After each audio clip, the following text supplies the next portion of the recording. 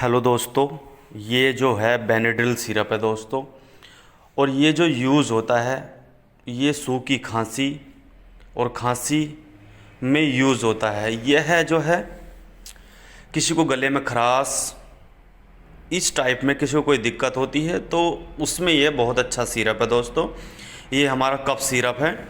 इसकी जो एमआरपी है वो 66 रुपये है। 50 ml में ये आता है दोस्तों। ये आपको 66 रुपये एमआरपी है। 60 रुपये का किसी भी मेडिकल स्टोर पर आपको ये मिल जाएगा दोस्तों।